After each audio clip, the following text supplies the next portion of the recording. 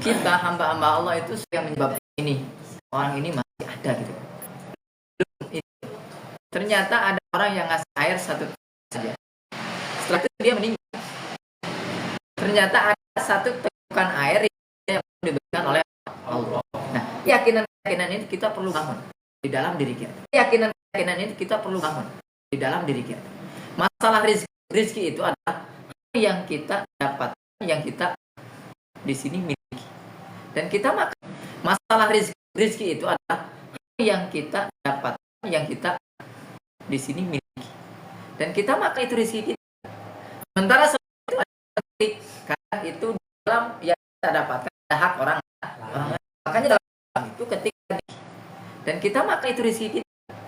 Sementara itu karena itu dalam yang kita dapatkan ada hak orang lain. Makanya dalam itu ketika dia punya harta yang melimpah, diwajibkan untuk berzakat. Untuk apa? Untuk membersihkan harta. Karena kalau harta itu dia tidak keluarkan akan jadi sebuah kotoran, mohon maaf. Dan itu ketika dari keluar dia tidak menjalankan daripada rukun Islam. Dosalah dia. Orang harta yang kita miliki belum sepenuhnya harta kita.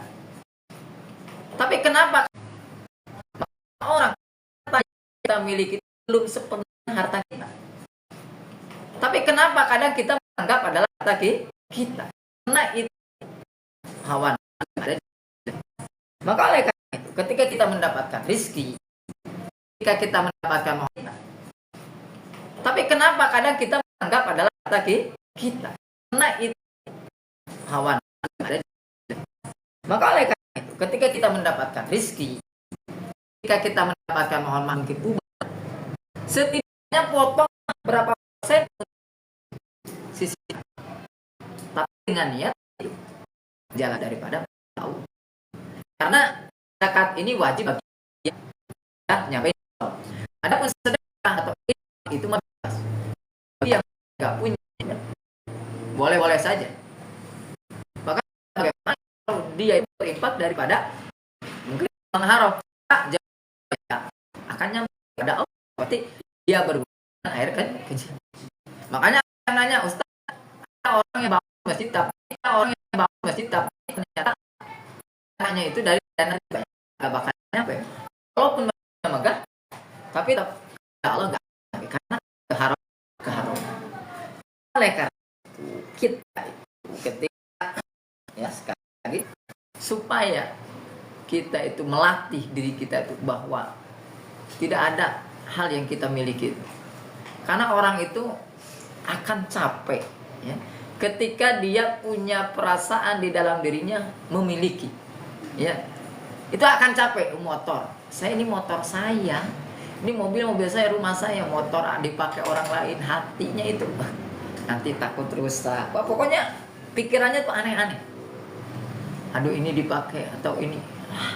Ketika dia punya rasa memiliki, maka dia akan terus terhantui daripada hal-hal yang tidak diinginkan karena timbul suudzon. Coba kita lepaskan di bawah sama.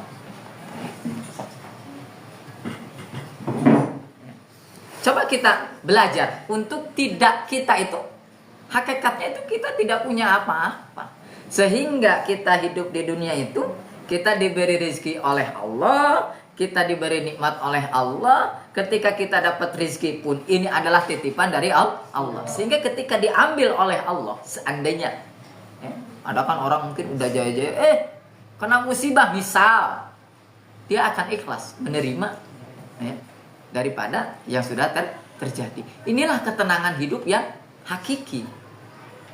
Bukan ketenangan hidup itu ketika hartanya melimpah, ketika ini dan itu, mobilnya banyak, rumahnya, hartanya di mana-mana. Enggak. Ternyata yang hakiki adalah ketika hati itu menerima dengan apa yang ditentukan oleh Allah Subhanahu wa Ta'ala. Karena baik dan buruk itu adalah ketentuan Allah. Sikap kita bagaimana? Ketika baik ya syukur, ketika buruk ya sabar, itu aja. Karena rukun yang keenam daripada rukun iman adalah beriman kepada qada dan qadar. Qada, ketentuan, qadar adalah ketetapan. Ya. Ketentuan dan ketetapan Allah Subhanahu wa taala yang sudah ditentukan. Menerima. Makanya orang itu ketika dia tidak bisa menerima kepada ketentuan-ketentuan Allah, maka keimanannya akan dipertanyakan. Berarti mana keimanannya dia? Maka oleh karena itu, kita untuk melatih keimanan kita, apapun yang terjadi di dalam diri kita, baik itu pun daripada kebaikan ataupun kejelekan, sikap kita ya sudah diberi solusi oleh Nabi Muhammad SAW. Apa solusinya? Ya kamu sabar aja kalau dapat kejelekan.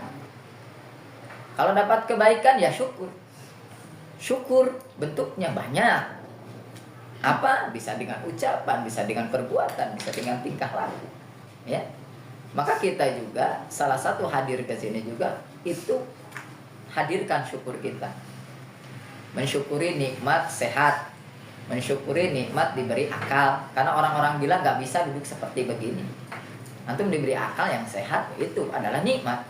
Diberi nikmat kesempatan. Karena kata Rasulullah SAW, jaga 5 sebelum 5. Jaga waktu senggang sebelum datang waktu sempit. Karena sudah kalau waktu sempit, wah sulit untuk duduk begini. Alhamdulillah di sini kita di lembaga dakwah diberikan waktu untuk belajar. Untuk apa sih? Belajar itu untuk kita mengetahui diri kita itu di mana sih posisi kita itu. Karena kan kita ketika belajar gitu kan kadang merasa oh iya saya gitu ya. Jangan memandang orang lain, karena kalau kita memandang orang lain tidak akan selesai. Kadang mandang ini, mandang itunya, mandang wah. Sampai kapan ya? Sampai ajal juga bakalan selesai nanti kalau mandang orang lah. Makanya kita tuh ketika kita belajar pandang diri kita sendiri. Oh iya kekurangan saya di sini. Sehingga yang dilahirkan nanti adalah keinsafan. Yang dilahirkan adalah dia itu apa ya namanya? Merasa dirinya itu ya harus diperbaiki. Karena setiap manusia itu punya kesempatan untuk memperbaiki diri. Jangan menjudge orang oh ada dia mah atau ahli maksiat. Ada dia mah ahli dosa, pasti gak bakalan benar kalau sama dia. Oh, gak menutup kemungkinan. Dulu ya kita mungkin di zaman-zaman sekarang juga ada penyanyi yang top mungkin ya. Yang sudah taubat kan, nyiptain lagu, dunia sementara kan, akhirat selama kan dulunya gimana itu kan? Ya, artinya ketika kita jangan memandang orang lain dengan kasat mata kita. Mungkin siangnya dosa, malamnya dia meminta ampun, meneteskan air mata, meminta ampun kepada Allah Subhanahu wa taala. Jadi kita husnudzon kita begitu. Ya. Kita masuk dulu kepada pembahasan kita tentang tanda-tanda kiamat. Sekali lagi rukun iman yang harus kita yakini ada 6. Salah satunya kita harus yakin bahwa nanti akan ada namanya hari kiamat. Dan itu sudah ditetapkan di dalam Al-Quran. Kemarin kita sudah membahas tentang bahwa akan muncul Dajjal yang berasal kemarin dari Yahudi. Dalam Al-Quran disebutkan walan tardo ankal yahudu walan nasoro hatta tattabi'a millatahum. Walan tardo, tidak akan ridho angka kepadamu. Walan tardo ankal Yahudi, walan nasor dan Nasrani tidak akan ridho. Sampai kapan mereka ridho? Sampai mereka itu ridho kepadamu, kepada Nabi Muhammad, hatta tattabi'a millatahum. Ketika umatmu mengikuti tattabi'a millatahum, agama mereka. Apa agama? Agama mereka yaitu agama Nasrani, agama Yahudi. Makanya kita itu tidak boleh menyerupai orang-orang Yahudi. Ini dikhawatirkan akan tergolong kepada yaitu golongan mereka, sehingga dimasukkan kepada golongan Yahudi. Makanya di Al-Bajjah sendiri kita kepada produk-produk Yahudi itu sangat-sangat hati-hati, sangat menjauhi. Kenapa? Karena kita ingin menjaga daripada kemurnian hati atau keimanan kita. Karena bohong, Pak, iman itu imannya bohong ketika dia masih, mohon maaf, masih belum bisa meninggalkan hal-hal yang sepele begitu gitu ya. Artinya sepele itu kan ini minum sama tuh, beli aja minum yang produk Yahudi. Sementara itu keuntungannya untuk membantai orang-orang yang ada di Palestina. Ini orang-orang yang akalnya perlu diperhatikan gitu ya. Nah, berasal dari Yahudi, nanti Dajjal itu berasal dari Yahudi. Kemudian keluar dari arah timur. Matanya pecak, tidak punya anak, tidak bisa menguasai kota Mekah dan Madinah. Dua kota ini adalah dua kota suci yang tidak akan bisa si Dajjal masuk ke sini. Makanya orang yang ada di Madinah, orang yang ada di Mekah itu akan terlindungi. Selain itu negara di seluruh dunia, tempat dimanapun akan didatangi namanya Dajjal. Tertulis di dahi antara kedua matanya, yaitu kata kafir yang akan dikenal oleh setiap orang muslim. Orang yang muslim, orang yang Islam beriman kepada Allah akan, oh ini tuh Dajjal karena kelihatan. Di dalam ininya, jidatnya itu ada kafir. Dibunuh oleh Nabi Isa. Nah, setelah Dajjal menyebarkan fitnah dengan waktu yang ditentukan, fitnah Dajjal menyebar. Sehingga banyak manusia-manusia yang terlena dengan fitnah itu, yang tertipu dengan fitnah itu. Makanya dalam doa ketika kita mau salam, sebelum salam nih, ketika sholat, Allahumma inni a'udzubika min adzabil qabri wa min adzabin nar wa min fitnatil mahya wal mamat wa min fitnatil masihid. Fitnah di dunia ini ada. Ada fitnah kehidupan, ada fitnahnya Dajjal, ada fitnah juga yang lebih, yang memang Dajjal belum muncul, ada fitnah lagi. Apa? Fitnahnya wanita itu sangat-sangat luar biasa. Makanya hati-hati dengan makhluk namanya wanita itu. Kalau tidak punya keimanan kuat, dia akan terlena. Iya, sok. Kita bukannya kita merendahkan. Enggak. Kalau wanita juga enggak bisa menjaga kehormatan, dia akan menjadi fitnah orang lain. Laki-laki, mohon maaf, dimanapun dia, awal mula dia itu melakukan dosa, mohon maaf, karena misal zina, karena dia awal dari melihat itu, dari fitnah itu, namanya wanita. Maka bagi wanita hendaknya dia menjaga diri supaya laki-laki juga bisa terselamatkan dari fitnah itu. Seandainya, makanya dunia ini hancur karena akhlak-akhlak itu juga yang nggak bisa dijalankan. Ya. Kemudian setelah itu nanti Dajjal ini udah menyebar, dibunuh oleh Nabi Isa. Artinya Nabi Isa akan turun.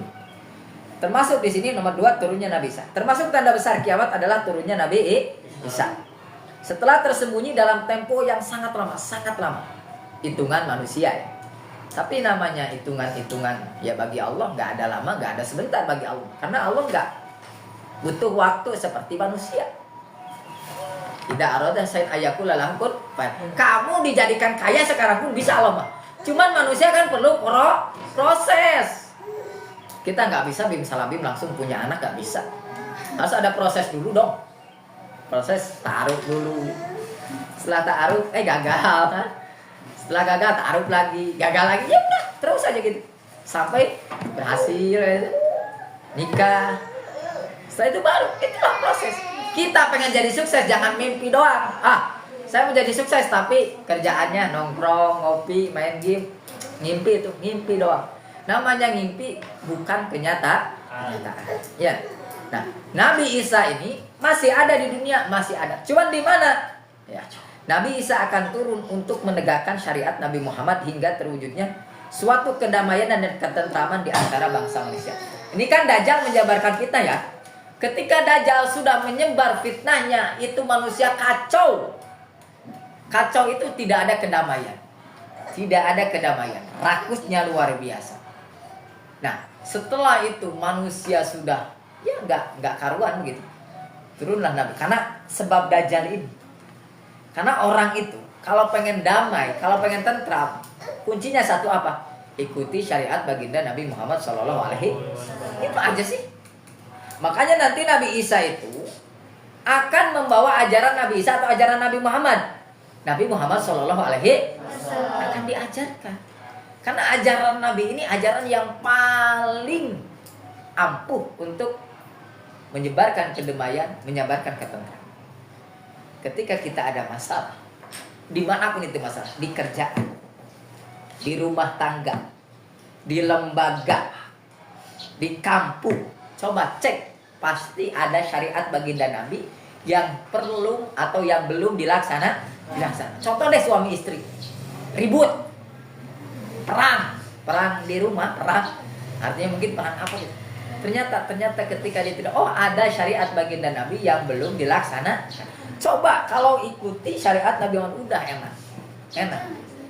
Suami ingin mengabdi ke istri, istri ingin mengabdi ke suami. Dua-duanya punya kemauan ingin mengabdi, sehingga tidak ada tuntutan di antara keduanya. Ini kadang kebalikannya. Suami nuntut istri, kamu tuh istri harus gini. Oh, ditulis sampai 100. Kamu harus gini. Istri juga, kamu suami ini ke istri tuh gini. Wah, saling nuntut. Tidak ada ketemu. Coba kita rubah mindset itu supaya seorang istri ngabdi ke suami, seorang suami ngabdi ke istri. Namanya ngabdi yang memberi gitu ya. Bukan meminta. Beda kan? Mengabdi dengan menuntut itu beda. Makanya ada namanya abdi negara. Abdi negara itu apa? Dia menyerahkan jiwa raganya untuk negara. Namanya tentara itu. Maka tentara coba dikirim ke Papua, mau tentara dikirim ke sana untuk perang, mau karena menjadi abdi negara. Orang itu kalau sudah mengabdi, jiwa raganya sudah dipasrahkan. Siti Khadijah ketika ditanya, oh kamu senang banget ya, beruntung banget kamu tuh dapat atau menjadi suami daripada baginda Rasulullah Shallallahu Alaihi Wasallam.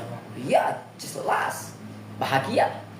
Tapi Siti Khadijah tidak berpikir itu, tidak berpikir bersenang-senang dengan Nabi, akan tetapi berpikirnya bagaimana saya bisa menyenangkan Nabi Muhammad, bisa mengabdi kepada Nabi Muhammad Shallallahu Alaihi Wasallam. Ini yang perlu diikuti oleh para si istri ini.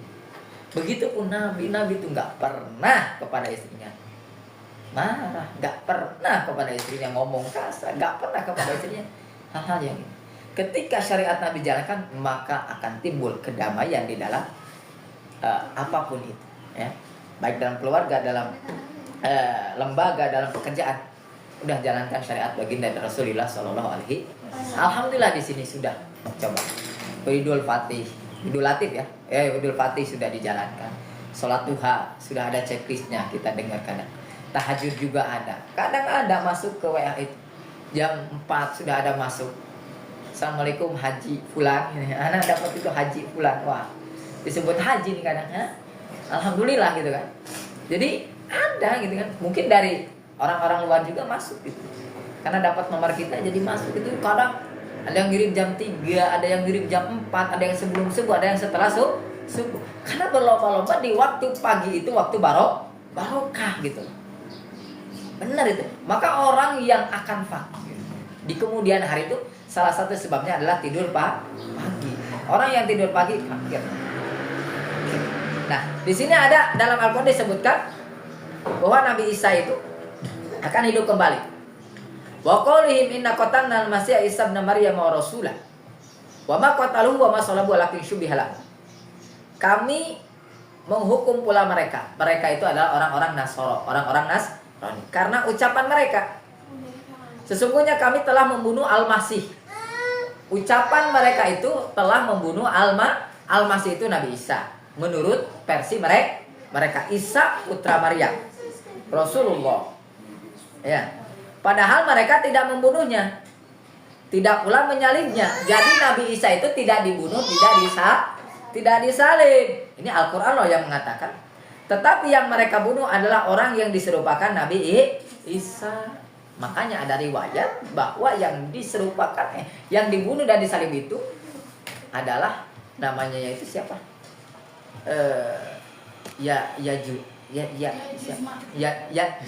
Yusa, nggak tahu siapa lah. Pokoknya adalah ya. Sesungguhnya mereka yang berselisih pendapat tentang pembunuhan Nabi selalu dalam keraguan. Mereka juga ada ragu dalam hati. Benar gak sih? Dulu ya, yang ketika disalib, ketika dibunuh, ini tuh benar gak Nabi Isa? Keraguan tuh ada. Cuman ya karena kesesatan dibantu oleh setan gitu ya, sehingga menyebarlah kepada ini tuh Nabi Isa yang disalib, yang dibunuh menembus dosa-dosamu. Makanya ada ritual di dalam agama Nasrani, yaitu namanya di sebelum ketika misal dari Isa, mohon maaf, dia ketika mau masuk agama Nasrani di apa namanya? Dibaptis itu. dibaptis ya, direndam di air, gak tahu air apa itu katanya. Ya. Dan itu ya keyakinan mereka menembus dosa-dosa. Ya. Dan keyakinan mereka juga yakin akan masuk surga. Cuman ya kenapa kita katakan mereka salah? Karena tidak sesuai dengan Al-Quran dan Sunnah baginda Rasulullah Sallallahu Alaihi Wasallam. Ya. Selalu ada dalam keraguan mereka benar-benar tidak mengetahui siapa sebenarnya yang dibunuh mereka itu, kecuali mengerti prasangka belaka. Prasangka belaka. Jadi hanya sangkaan. Mereka tidak membunuh dengan sesungguhnya. Bukan Nabi Isa. Mereka juga ketika ditanya orang dulu, zaman Nabi Isa, ketika ditanya, oh, gak tahu ya, benar gak ya Nabi Isa atau bukan gitu ya. Gitu. Ada keraguan. Ya. Akan tetapi Allah mengangkatnya Nabi Isa, mengangkatnya maksudnya Nabi Isa, kehadiratnya, kehadirat Allah yang maha perkasa lagi maha bijaksana. Tidak ada seorang pun dari ahlul kitab kecuali beriman kepada sebelum meninggalnya Nabi Isa. Pada hari kiamat dia Nabi Isa akan menjadi saksi mereka. Jadi ini ya, Nabi yang kita ketahui wajib ketahukan ada 25 ya. Dan setiap Nabi itu punya syariat masing-masing. Sebelum datang baginda Rasulullah SAW ada ajaran Nabi Isa. Nah, orang-orang yang ketika Nabi Isa masih hidup, bukan masih hidup maksudnya, masih ada di dunia sebelum diangkat ke langit, itu kan orang-orang beriman kepada Nabi Isa. Dan mereka akan selamat karena mengikuti kitab namanya Taurat yang diberikan kepada Nabi Isa. Tapi setelah Nabi Isa itu diangkat, maka timbul kan di sini kedolalahan atau kesesatan, kemusyrikan, bukan kesesatan, kemusyrikan yang mengatakan bahwa di sana Nabi Isa disalib, Nabi Isa dibunuh. Yes, yang baik orang itu kamu aja. Ya, jadi di sini mulailah di sana kemusyrikan. Datang Nabi Muhammad SAW yang membawa ajaran, meneruskan. Yang di sana ajaran ada yang dilanjutkan, ada yang dihapus ajarannya. Ya, sehingga ajaran Nabi Isa ini ada di dalam ajaran Nabi Muhammad, tapi tidak seluruhnya. Salah satu ajarannya yaitu tauhid, beriman kepada Allah Subhanahu wa taala. Ya.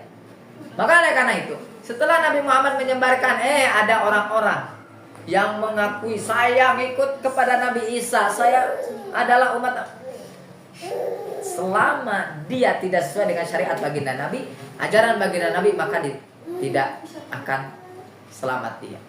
Karena yang menyelamatkan adalah ajaran baginda Rasulullah Sallallahu Alaihi Wasallam. Wa ma qataluhu wa ma salam, mereka tidak membunuh dan juga tidak menyalibnya. Juga disebutkan wa in min ahlil kitab illa la yu'minan bi qabla mauti. Tidak ada satupun dari ahlul kitab kecuali beriman kepada sebelum meninggalnya Nabi Isa. Jadi ada ahli-ahli kitab yang akan selamat. Yang sebelum meninggalnya Nabi Isa, artinya meninggal versi di dunia ya. Karena Nabi Isa itu diangkat ke langit yang Allah Maha tahu di sana. Ahli kitab dari orang Yahudi dan Nasrani kelak semuanya akan beriman kepada Nabi Isa, dan saat ini kejadian itu belumlah terjadi. Artinya kelak Nabi Isa akan meninggal jika semua ahli kitab sudah beriman kepadanya. Artinya ahli kitab ini nanti akan ditampakkan, karena ahli kitab ini sangat-sangat yakin bahwa yang disalib ini Nabi Isa, gitu. Ya, adalah dibunuh. Nabi Isanya turun. Nabi Isanya turun. Maka ahli-ahli kitab yang beriman kepada Nabi Isa itu akan beriman juga. Dan di sana akan mengikuti ajaran baginda Rasulullah Sallallahu Alaihi Wasallam. Dari keterangan tersebut bisa dipahami dengan mudah dan jelas bahwa Nabi Isa belumlah meninggal. Jadi masih ada Ustaz. Di mana Nabi Isa? Itu adalah rahasia Allah Subhanahu wa taala. Keyakinan kita bahwa Nabi Isa masih ada di dia dan nanti akan turun ke dunia.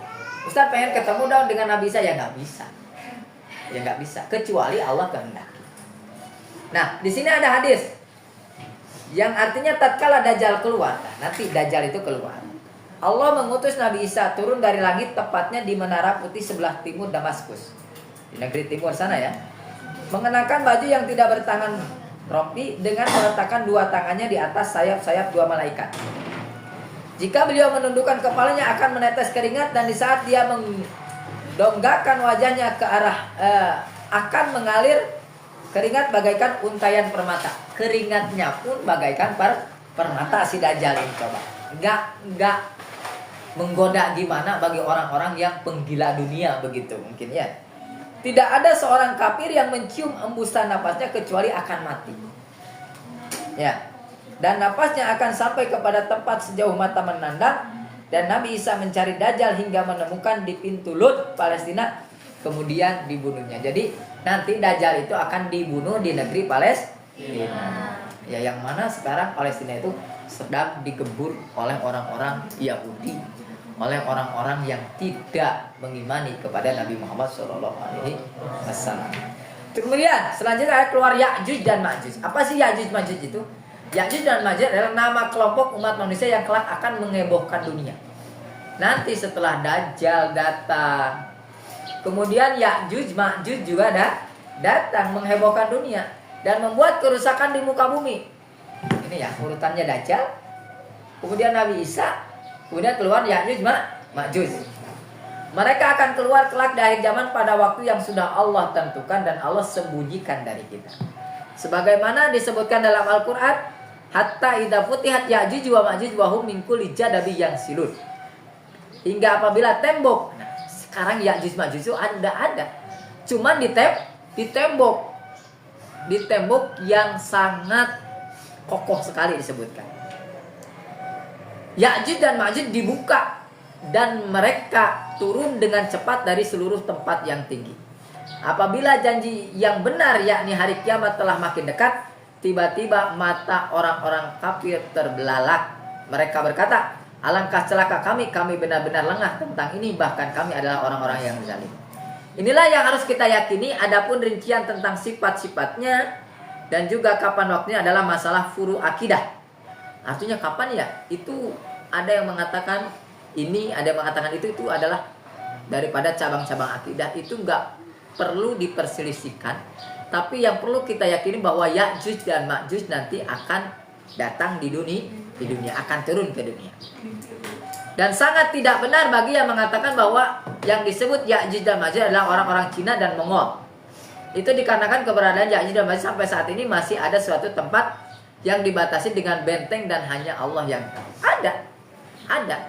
Dan di benteng itu, di mana? Allah yang tahu tempatnya. Apakah kita wajib mencari? Mau ngapain kalau dicari? Pengen ketemu aja, celaka kamu nanti. Kemudian setelah itu hadirlah Imam Mahdi, dan ini ya, kehadiran Imam Mahdi ini yang akan menjadi sebuah akhir daripada kehidupan ini. Ya. Nah, Imam Mahdi akan hadir pada akhir zaman. Akhir zaman itu sekarang. Beliau akan hadir di muka bumi selama 7 tahun. Hanya 7 tahun hadirnya. Untuk mewujudkan keadilan. Dan bersamanya akan terwujud kemakmuran bumi dengan curahan hujan yang menjadi sebab suburnya tanaman. Karena kan sudah Dajjal menyebar fitnahnya, dunia sudah kacau, sudah gak beraturan.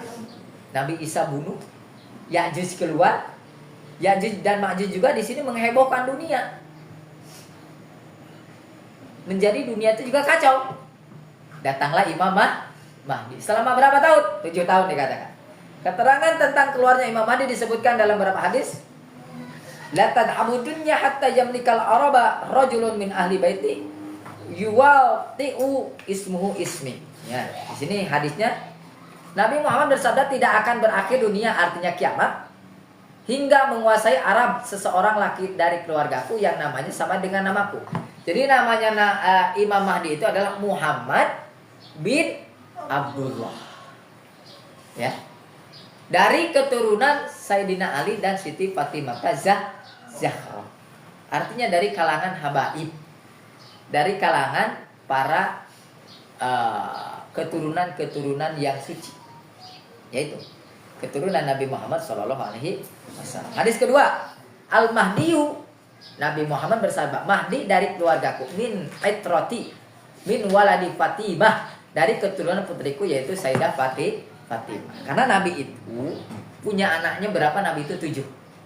3 laki-laki, 4 perempuan. Yang laki-laki meninggal waktu kecil-kecil. Ya.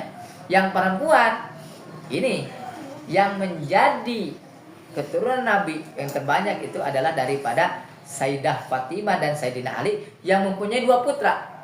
Siapa? Hasan dan Husain. Sayyidina Hasan dan Husain ini punya keturunan-keturunan sampai sekarang.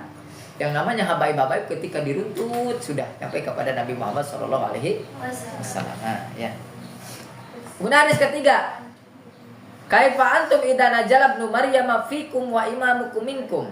Nabi Muhammad SAW, bagaimana keadaan kalian tatkala Sayyidina Isa turun dan kalian melakukan sholat berjamaah dan imam kalian adalah dari kalian. Jadi nanti yang menjadi imam sholat Nabi Isa, yang imamnya adalah Imam Mahdi. Jadi Nabi Isa makmum kepada Imam Mahdi gitu ya.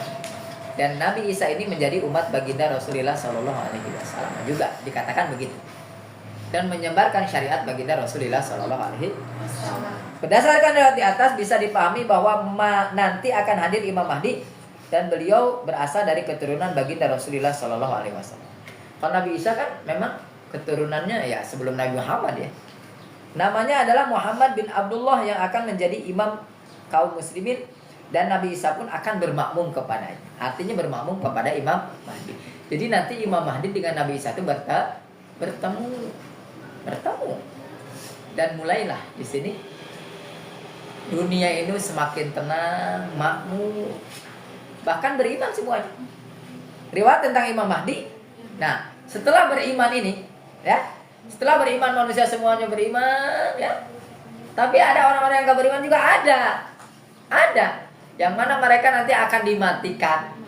Orang-orang beriman itu dikatakan akan dimatikan dengan apa ya namanya wangi yang sangat luar biasa. Sehingga siapapun orang yang beriman ya menghirup wangian itu akan meninggal saat itu. Ya. Akan meninggal. Sehingga pada saat itu yang hadir ketika kiamat sudah mau ini nih, yang hadir hanya orang-orang yang tidak beriman. Riwayat tentang Imam Mahdi adalah sangat banyak kan, tapi ulama tidak menganggap ada yang sampai ke derajat mutawatir. Maka dari itu beriman akan datangnya Imam Mahdi bukanlah pokok-pokok akidah. Kita pengikut Ahlussunnah wal Jamaah yakini adanya Imam Mahdi dan kita pun tidak mengkafirkan yang tidak beriman akan datangnya Imam Mahdi. Karena Imam Mahdi ini tidak disebutkan dalam Al-Qur'an, cuma disebutkan dalam hadis baginda Rasulullah SAW. Cuman hadisnya itu pun tidak sampai mutawatir. Artinya orang yang gak percaya kepada Imam Mahdi tidak keluar dari Islam. Begitu dikatakan. Keterangan. Maka diuraikan di atas dapat disimpulkan bahwa Imam Mahdi nanti akan dilahirkan. Nabi Isa sudah ada saat ini. Dajjal sudah ada saat ini. Ya'juj Ma'juj sudah ada saat ini. Pertanyaannya, sudah ada di mana? Atau maka tidak perlu kita cari. Nanti akan ada saatnya. Nah, yang paling ini lagi di sini nanti ketika kiamat sudah dekat itu hilangnya mushaf Al-Qur'an. Sekarang mushafnya banyak ya. Mushaf itu banyak. Dan kita yakin kiamat belum zamannya kita nih. Masih zaman-zaman yang ya menurut kita masih jauh lah. Karena umur kita kalau dihitung sekarang udah 20 tahun, 40 tahun lagi kalau sampai 60. Kalau sudah 30 ya 30 tahun lagi kita hidup di dunia, mau nyari apa sih hidup itu? Ya, coba kalau dipikir ya. Kita itu hidup di dunia kalau ikut Nabi 60 tahun, 63. Sekarang usia udah 20 ya tinggal 40 lagi. Mau kemana 40? Masa 40 mau bertengkar? Mau ini? Cobalah kita lebih banyak bertafakkur. Ya. Sudah 30 Ustaz umur saya. Ya udah berarti tinggal 30 kalau ngikutin Nabi. Tapi sampai sekarang pun ada orang yang misalnya itu 100 tahun. Ada 90 tahun tuh ada. Cuma itu namanya umur adalah rahasia Allah Subhanahu wa ta'ala. Nah, terakhir ini sebelum kita tutup ya, hilangnya mushaf Al-Qur'an. Al-Qur'an ini sekali lagi adalah kitabullah. Kalamullah yang diturunkan kepada baginda Rasulullah SAW yang mana fungsinya untuk menjadi pedoman hidup umat manusia.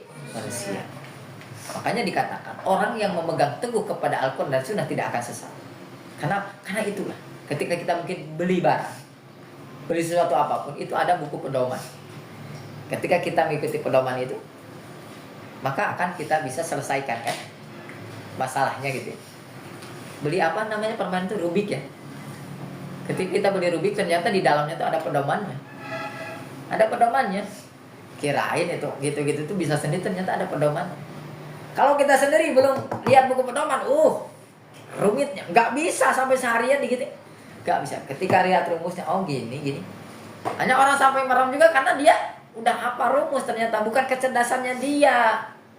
Bohong itu kalau anak sih lihat ini, coba kamu nggak lihat buku pedoman, nggak bisa diginiin. Oh yang ininya merahnya ke kanan, ininya putihnya gini. Kalau sendiri nggak bisa, ternyata ada pedomannya juga bisa begitu tuh. Nah, sama apalagi kehidupan kita yang sudah jelas, alam semesta ini, ketika kita ingin dicintai, ingin dicintai oleh makhluk Allah, ya, ingin dicintai oleh Allah, maka cintai makhluk Allah Subhanahu wa ta'ala. Irhamu man fis sama, irhamu man fil ardi, yarhamukum man fis sama, kama qala. Kasihanilah umat-umat yang ada di muka bumi, maka makhluk yang ada di langit akan menyayangi. Artinya malaikat akan menyayangi dia. Kalau dia sudah disayang malaikat, sudah apa? Urusan-urusannya akan dimudahkan. Sesulit apapun dia akan mudah. Seberat apapun ujian hidup, dia akan diberi kesabaran. Ya. Sebanyak apapun masalah, dia tidak akan stres. Udah masalah berlalu, nanti juga ada masalah. Oh ini masalah. Kan kadang orang ada masalah tuh, aduh, pusing, stres, gitu kan? Tapi kalau dia sudah dikasih sayangi oleh Allah, sayangi oleh malaikat, udah beres. Seberat apapun hidup, ya, sebanyak apapun ujian, tidak akan menjadikan goyah dia itu stres, dia itu galau, dia itu menjadi orang yang durhaka. Enggak, santai aja hidup, santai, senang aja. Ketika kita mungkin ada ujian, kita mungkin stres atau apa, berarti hubungan kita yang perlu diperbaiki dengan Allah Subhanahu wa ta'ala. Ya. Nabi Muhammad bersabda, tidak akan berakhir dunia hingga di sinilah. Nabi Muhammad bersabda, sungguh akan terjadi kepada Al-Qur'an pada satu malam yang saat itu tidak ada satu ayat di mushaf atau di hafalan seorang kecuali diangkat. Sekarang alhamdulillah banyak penghafal Al-Quran yang tujuannya untuk menjaga keutuhan Al-Quran.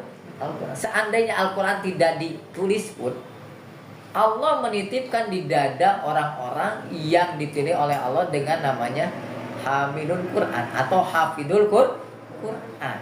Banyak, antum mungkin lembaga-lembaga begini kan ada tahfidz, pondok tahfidz.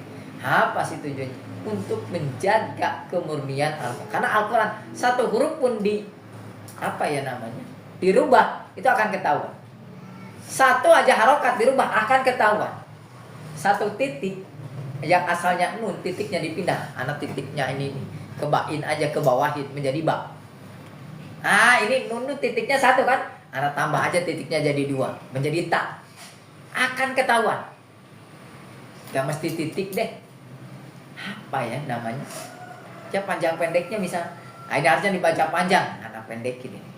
Panjang. Ketahuan. Karena kemudian Al-Quran itu yang menjaga adalah Allah Subhanahu wa ta'ala. Nah, nanti ketika mau datang hari kiamat, itu ada orang-orang yang hafid akan berangkat juga. Ya. Mungkin sekarang kalau ditanya, coba teruskan ayat Sabbihisma rabbikal a'la alladzi khalaqa fasawwa walladzi qaddara fahada. Oke. Nanti ada tuh, ya. Coba teruskan ayat Yasin wal Qur'anil hakim innaka laminal mursalin. Coba teruskan ayat wa qala Musa liqaumihi ya qaumi innakum dalamtum anfusakum bittikhadikumul ijra fatubu ila barikum. Ada, ya. Tapi nanti ketika kiamat sudah mau terjadi, itu tidak akan ada yang bisa begitu, ya. Hal ini terjadi setelah tidak ada lagi orang-orang yang beriman di muka bumi. Sekali lagi ya, Imam Mahdi berapa tahun tadi? 7 tahun. 7 tahun. Ya ini menyebarkan kedamaian. Orang-orang itu subur, makmur. Sebagaimana waktu itu ada zaman baginda Rasulullah Sallallahu Alaihi Wasallam. Ketika zaman baginda Nabi kan, masya Allah, makmur, subur, enak lah. Apapun masalahnya kembalikan kepada Nabi. Nanti Nabi akan memberi solusi. Sekarang kalau ada masalah, orang berpikir datang ke dukun aja lah. Datang ke paranormal aja lah, itu salah. Tapi datanglah ketika ada masalah kepada syariat baginda Rasulullah. Makanya pentinglah, ini pentingnya kita menuntut ilmu supaya kita tahu ketika ada masalah, oh solusinya ada. Apapun masalah, solusinya sudah ada di syariat Nabi. Ya, termasuk ya kemarin mungkin ada yang menanyakan tentang warisan. Ada syariat dalam baginda Nabi, ada. Ada yang masalah tentang keluarga. Ustaz, saya punya orang tua gini, punya anak gini, gimana solusinya? Sebenarnya kalau kembalikan kepada syariat baginda selesai semuanya. Pertanyaan pernyataan bisa dijawab. Ya. Nah, mungkin itu yang bisa disampaikan pada pertemuan ini.